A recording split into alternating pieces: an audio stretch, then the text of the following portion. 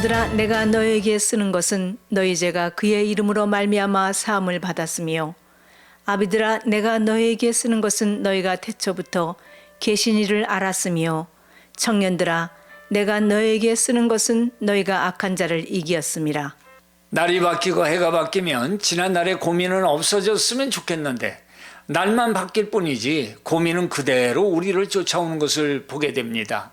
어리다고 고민이 없는 게 아닙니다. 나이가 들었다고 고민이 사라지는 것도 아닙니다. 그래서 보니까 고민은 나이에 따라 다르다는 것을 발견하게 됩니다. 10대 때에는 내가 누구인가 하는 출생에 대한 그 고민이 있어요. 그리고 20대는 나는 무엇을 하며 살 것인가 하는 미래의 직업에 대한 고민이 있어요. 30대는 어떨까요? 어떻게 하면 일을 잘할까 하는 일에 대한 열정이 있고요. 40대, 50대는 어떻게 하면 돈을 잘 벌까 하는 노후에 대한 삶의 고민이 시작이 됩니다.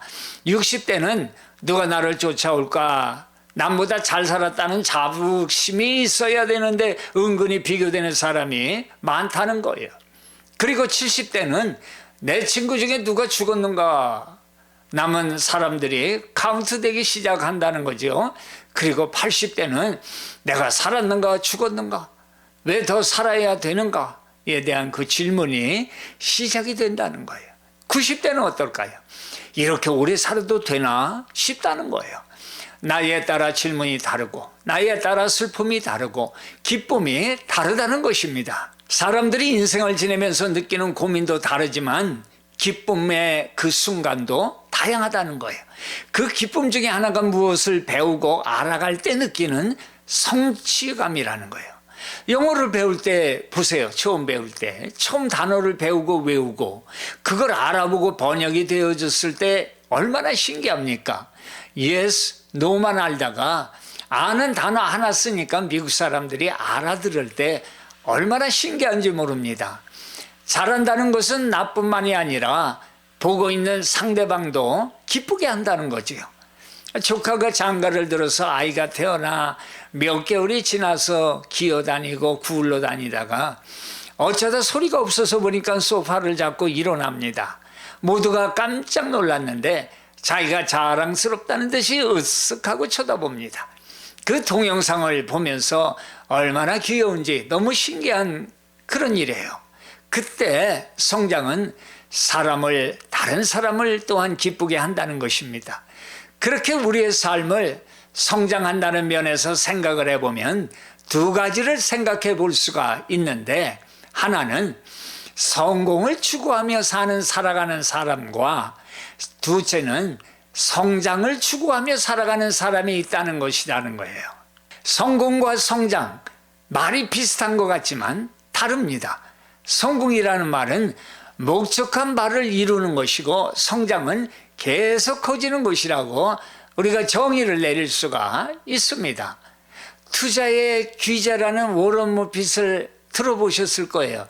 이 사람 젊은 시절부터 성공한 그런 금융인이었어요. 그가 만약에 내가 50억을 모으면 은퇴할 거다 하면서 성공의 목표를 두고 살았다면 그 사람은 지금쯤은 은퇴를 해서 부자로 살았을 거예요. 그런데 이 머핏이라는 사람은 재산의 액수에 목표를 두지 않았다는 거예요. 그 대신 계속 배우고 계속 나가는 금융인이 되기를 원했다는 거예요. 그 결과 머핏의 목적은 성공이 아닌 성장이었기 때문에 지금은 자그마치 재산이 100조가 넘는 재산을 성장의 결과로 따라오는 전리품이 되었다는 거예요. 그는 이렇게 말합니다. 끊임없이 나아지는 사람은 반드시 최고가 된다, 이런 얘기를 해요. 이는 너무나도 당연한 말이지만 이와 같은 인생을 사는 사람은 전 세계 인구의 1% 미만이라는 거예요. 계속 성장하기를 원하는 사람이 말입니다. 너무나 거리가 먼 얘기다, 나랑 관계가 없다, 이렇게 생각할 수도 있어요. 아무튼 성공만을 추구하며 사는 사람은 성공의 목표에 도달하게 되면 행복한데, 그렇지 않은 경우에는 좌절하며 산다는 거예요. 그런데 성장을 추구하며 사는 사람은 성공을 했던 실패를 했던 그 속에서도 행복할 수 있다는 거예요. 왜 그렇습니까? 실패 속에서도 배우고 내적으로 성장할 것이 많기 때문이라는 거예요. 영적으로도 마찬가지 아니겠어요? 성장이 필요합니다. 육적인 성장처럼 영적인 성장도 우리를 기쁘게 하고 남을 기쁘게 하고 무엇보다도 하나님을 기쁘게 하기 때문이라는 것입니다. 그러면 우리는 어떻게 성장을 할 수 있을까요? 오늘 말씀에서 사도 요한은 이렇게 첫 마디를 시작을 합니다.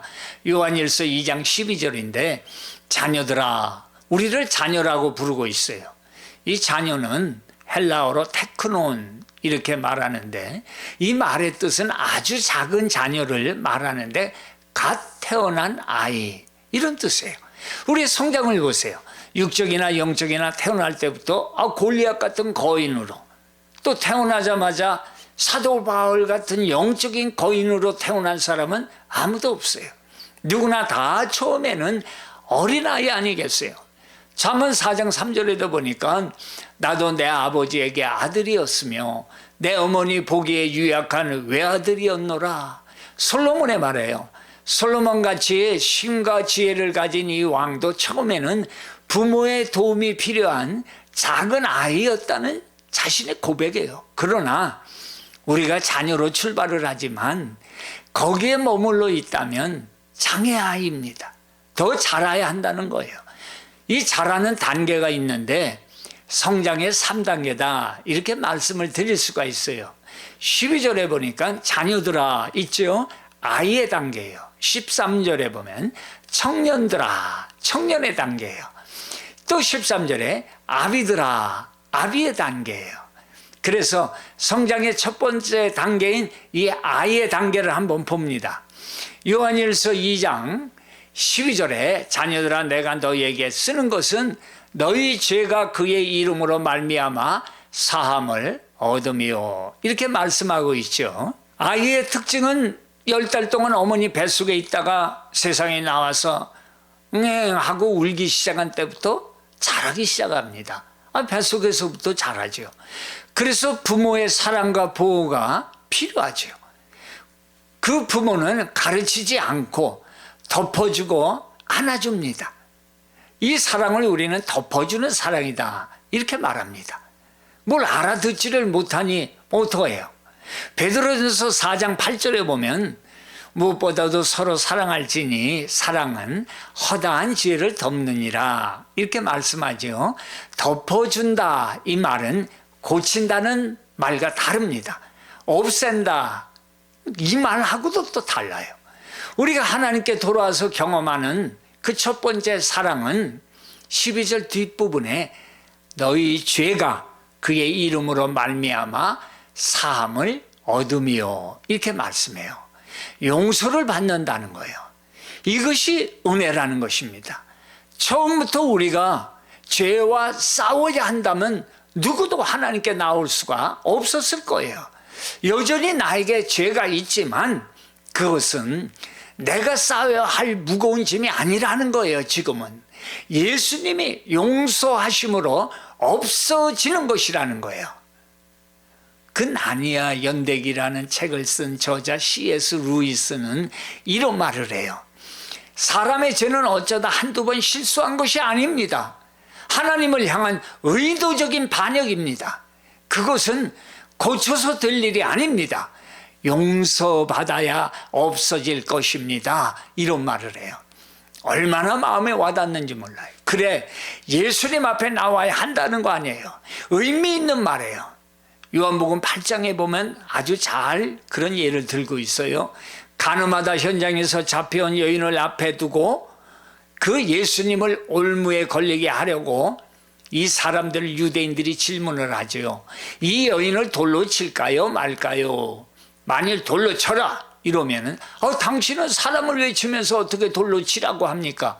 오늘날에도 많은 사람이 이런 질문을 하고 있어요. 또 용서하라 이렇게 하면 이 구약 율법에는 간음죄를 범한 자를 그 돌로 쳐 죽이라고 했는데 왜 율법을 무시하십니까? 하고 예수님을 잡으려는 이 관계를 꾸미면서 질문을 한 거예요. 이때 이 주님께서는 땅에 글을 쓰시고 나서 말씀을 하시지요. 누구든지 죄 없는 자가 먼저 돌로 쳐라. 이렇게 하셨어요. 그러니까 사람들이 스스로 양심의 가책을 느껴서 돌을 버리고 한 사람 한 사람 가버리고 말잖아요. 모든 사람이 물러난 후에 예수님께서는 돌에 맞아 죽을 것을 기다리고 있는 이 여인에게 말씀하시지요. 나도 너를 정죄하지 아니하노니 다시는 죄를 짓지 말라. 그러시고는 그 여인을 용서하셨어요. 예수님 앞에 심판받기 위해 타의로 끌려온 여인이었지만은 정죄하는 놈이나 죄 지은 여인이나 별반 다르지 않았어요. 예수 앞에 내동댕이 쳐진 여인은 용서를 받았어요. 그냥 가버린 별반 다르지 않은 인간들, 그걸로 끝인 거예요. 이 여인 예수님의 용서를 받은 것입니다.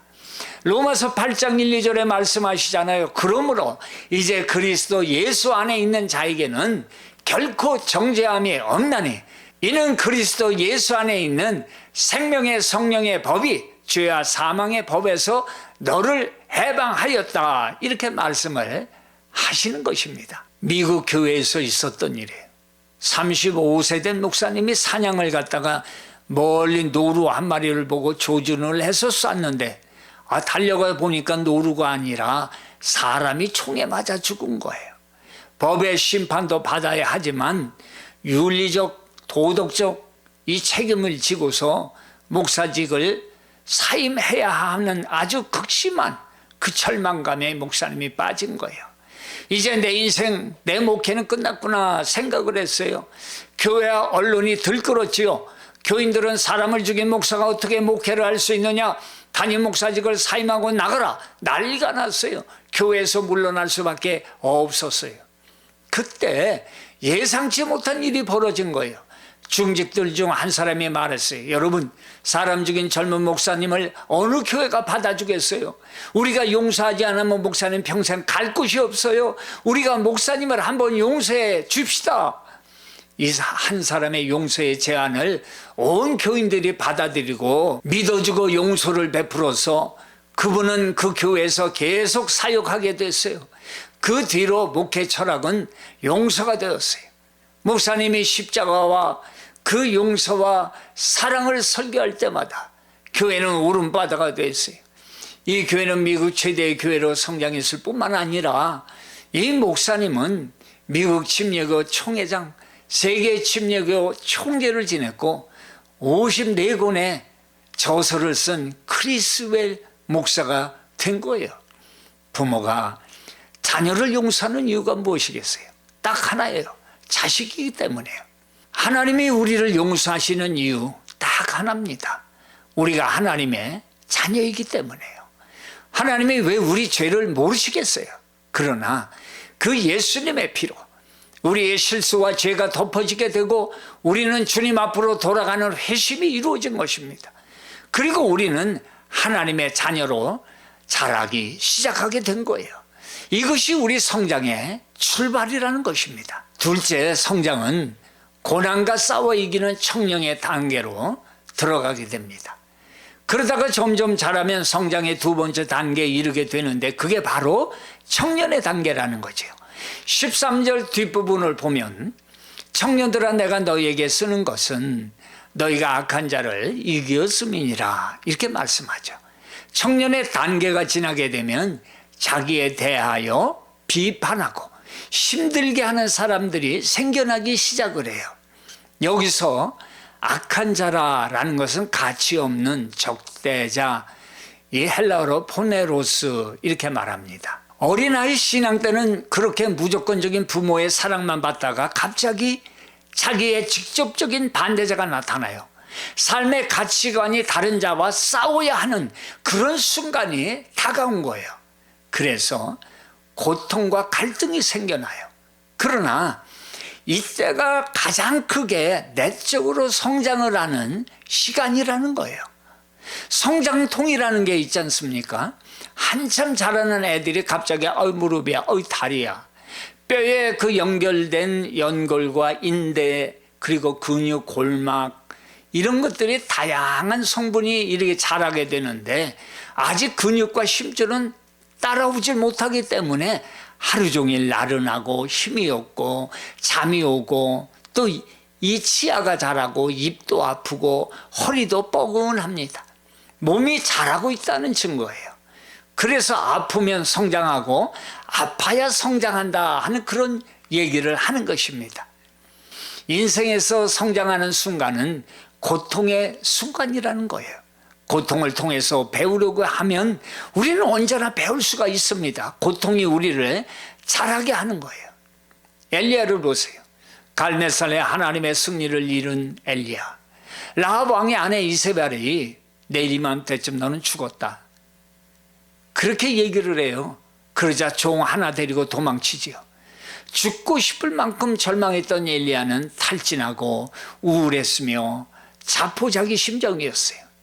그는 외딴 로뎀나무, 이 로뎀나무라는 건 1, 2m짜리 보잘것없는 쌀이나무예요. 그 아래에서 주님, 이것으로 충분합니다. 제 생명을 원하신다면 거두어가도 좋습니다. 하루도 더 살고 싶지 않습니다. 이런 기도를 한 거예요. 엘리야는 자신의 절망을 하나님께 가져간 거예요. 스스로 목숨을 취하기보다 자기가 죽을 수 있는지를 하나님께 물었어요. 하나님의 일을 했는데 지금 도망가고 있는 거예요. 엘리야가 광야의 로뎀나무 아래서 주님께 목숨을 거두어달라고 절망 가운데 드리는 기도는 마치 오늘날도 많은 성도가 삶에 지쳐서 탄식하며 기도하는 그 모습과 같지 않습니까? 그러나 그 절망의 자리가 그게 목적지가 아니라고 성경은 분명히 말씀하고 있는 거예요. 엘리야의 최종 목적지는 바로 호렙산이었어요. 호렙산, 모세가 떨기나무에서 하나님을 만난 장소예요. 십계명을 받은 장소예요. 하나님은 그를 40일 밤낮으로 걸려서 하나님의 산 호렙으로 가게 하신 거예요. 엘리야가 호렙산 동굴에 들어가 밤을 보냈는데 갑자기 주님의 음성이 들려오는 거예요. 내가 어찌하여 여기 있느냐? 당황스러웠을 거예요. 왜냐하면 하나님이 그를 이곳으로 인도하신 것인데 오히려 하나님이 왜 여기 왔냐고 묻고 계시는 거예요. 하나님이 몰라서 물으셨을까요? 아니죠. 마치 이것은 하나님이 창세기 3장 9절에 아담아 내가 어디 있느냐 하고 물으셨던 것과 같은 그런 물음이셨던 거예요. 지금 자신의 현 믿음의 위치가 어디냐는 거예요. 또 그것은 앞으로의 사명을 일깨워 주시기 위한 물음이셨다는 거예요. 그런데 엘리야는 하나님 앞에 무엇을 말씀드릴 수가 있었겠어요? 갈멜산에서 내가 이렇게 승리했습니다, 그럴 수가 없었어요. 하나님의 하신 일이고 자기는 지금 이세벨이 무서워 도망을 치고 있고 그 사실을 말씀드릴 수밖에 없는 상황이었던 거예요. 우리도 마찬가지 아니겠어요? 언젠가 우리도 하나님 앞에 서게 될 거예요. 그때 우리는 주님 앞에 무엇을 말할 수 있을까요? 우리가 하나님 앞에 설 때 우리가 자랑할 것은 아무것도 없어요. 다만 부끄러운 고백만이 있을 뿐이라는 거예요. 고린도후서 5장 10절로 그렇게 말씀해요. 우리가 다 반드시 그리스도의 심판대 앞에 나타나게 되어 각각 선악간에 그 몸으로 행한 것을 따라 받으려 함이니라, 이렇게 고백을 하는 것을 보게 돼요. 그리스도를 위해 죽음의 위협과 모진 핍박을 견딘 사도 바울에게 가장 큰 위로가 되는 것은 자기가 겪는 고통이 영원한 것이 아니라 일시적인 것임을 알고 있었다는 거예요. 그 고통에 대해서 이런 말을 합니다. 심에 겹도록 심한 고난을 당하여 살 소망까지 끊어졌다. 그런데 고린도후서 4장 17절을 보면 잠시 받는 환난에 경한 것이다, 이렇게 부르고 있어요. 무슨 말씀이에요? 바울은 주 예수를 다시 살리는 성령께서 예수와 함께 우리도 다시 살리실 것을 절대적으로 확신했다는 거예요. 고난의 고통의 순간 그것이 끝이 아니라는 거예요. 세상의 어떤 고난이라도 주 예수와 계시는 한 우리의 맡기신 일을 감당할 것이라는 확고한 믿음과 죽으면 천국이라는 믿음을 가졌다는 거예요. 그 믿음이 고난을 능히 이겨낸 것이다 말씀해요. 결국 엘리야는 세미한 음성 가운데 만나주시는 하나님의 확고한 음성을 듣게 되지요. 그리고 하나님으로부터 엄청난 사명을 받게 되잖아요. 아람 왕 하사엘을 세우라. 북왕국 예후를 왕으로 세우라. 엘리야 내 후계자로 엘리사를 세우라. 라는 큰 사명을 주신 거예요. 열왕기상 19장 15절에서 16절 말씀이에요. 읽어보세요. 베벌리 실스라는 사람은 이렇게 얘기를 해요. 언제나 갈만한 길에는 지름길이 없다. 이런 얘기를 해요. 디모데후서 2장 1절에서 6절로 바울은 예수님을 따라가는 세 종류의 사람의 예를 통해서 제자의 모습을 설명하고 있어요. 군인과 선수 그리고 농부예요. 내 아들아 내가 그리스도 예수의 좋은 군사로 나와 함께 고난을 받을지니 군사로 다니는 자는 자기 생활에 얽매이는 자가 하나도 없다. 이는 군사로 모집한 자를 기쁘게 하려 함이라. 경계하는 자가 법대로 경계하지 아니하면 면류관을 얻지 못할 것이며 수고하는 농부가 곡식을 먼저 받는 것이 마땅하니라 말씀해요. 그러니 어느 것도 그냥 된 것이 없다는 거예요. 군인은 명령에 복종해야 되고 운동선수는 자기와의 피나는 싸움을 통해서 경기에서 이겨야 해요. 농부를 보세요. 한 알의 열매를 맺기 위해 얼마나 수고가 많아요. 뭐 하나 그냥 되는 일이 없어요. 세상에 살아가는 일도 마찬가지 아니겠어요? 월급 받기가 쉬운 일이 아니잖아요. 대충 해서 될 일이 없습니다. 경영 전문가 피터 트래커는 이런 얘기를 해요. 내일의 성공을 가로막는 가장 큰 적은 오늘의 성공이다. 이런 얘기를 해요. 노벨상을 받고 나서 세상에 큰 영향을 끼친 사람은 아무도 없다. 이런 얘기를 해요. 멈추지 말라는 거예요. 계속 성장해야 된다는 거 아닙니까? 13절 뒷부분을 한번 보세요. 청년들아 내가 너희에게 쓰는 것은 너희가 악한 자를 이기었음이니라. 나에게 오는 예수 믿는 것을 방해하는 슬픔과 근심과 나쁜 것을 이기라는 거예요. 그것은 매일같이 나를 위해 십자가에서 죽으신 예수 그리스도의 은혜를 생각하면서 십자가의 그 고통을 이기신 예수님의 은혜로 우리도 이길 수가 있다는 것입니다. 이것이 청년 단계의 믿음이라는 거예요. 세 번째, 마지막으로 하나님을 더 깊이 알아가는 아비의 단계가 있어요. 성장의 마지막 단계, 아비의 단계예요. 요한일서 2장 13절 보니까 아비들아 내가 너희에게 쓰는 것은 너희가 태초부터 계신 이를 알미라. 이 단계는 하나님을 아는 단계예요. 아버지를 알았으며 할 때 이 알다라는 말에 두 가지 특징이 있어요. 하나는 이 말은 지적으로 안다는 것이고 또 하나는 경험적으로 한다는 뜻이에요. 그런데 우리가 하나님을 배우는 것으로 아는 것은 삶의 능력이 없는 거예요. 하나님은 우리 머리로 아는 것이 아니라 경험을 통해서 알아지는 것입니다. 시편 34편 8절에 보니까 너희는 여호와의 선함을 맛보아 알지어다 이렇게 말씀해요. 맛보아는 경험한다는 거예요. 경험을 얻으려면 어떻게 해야 돼요? 행동해야 경험이 얻어져요. 가만히 있어서는 간접 경험밖에 되지를 않습니다. 여호수아서 2장에 보면 라합이 나와요. 하나님의 소식을 듣고 믿고 행동했어요. 믿는 대로 이루어질 줄 믿고 미리 행동했어요. 라합이 정탐꾼을 숨겨주죠. 지붕에 올라가서 지붕에 벌려놓은 이 3대에 숨겼어요. 발각이 되면 자기도 반역죄예요. 죽는 거예요. 이건 목숨을 거는 거예요. 앞으로 어떻게 될지 알지도 못하고 이들을 숨겨줘요. 그런데 그녀가 앞길에 확신이 없어서도 하나님을 믿는 믿음에 있어서는 확신을 가지고 있었다는 거예요. 내가 앞길에 어떻게 될지 나는 모른다. 하지만 나 하나님을 믿는다는 거예요. 믿는 대로 고백한 대로 이루어질 것을 확신했기 때문에 라합은 하나님께 올인을 하고 있는 거예요. 라합은 이렇게 고백합니다. 너희 하나님 여호와는 위로는 하늘에서도 아래는 땅에서도 하나님이시라.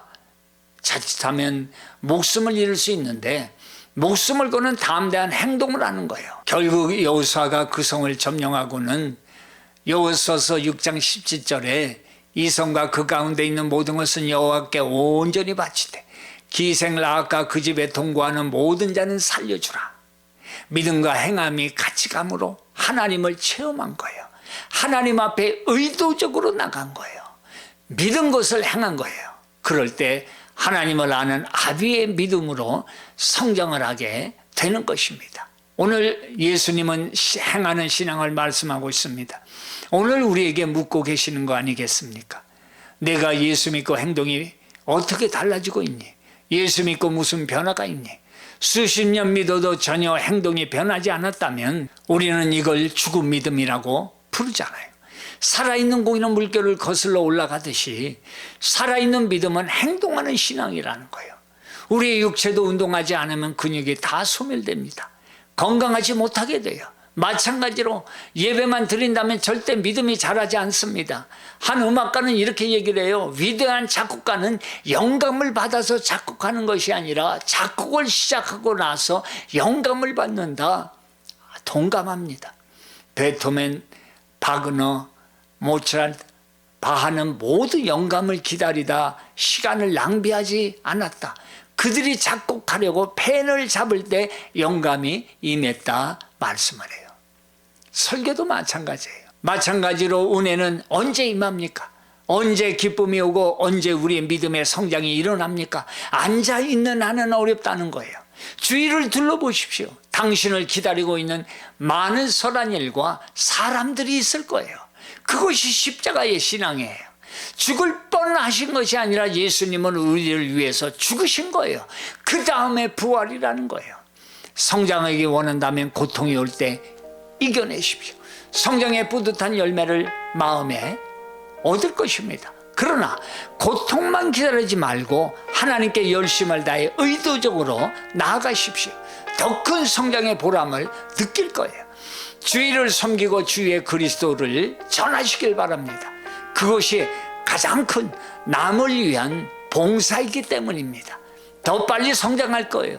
자라서 그리스도의 장성한 분량에 이르시기를 축원합니다.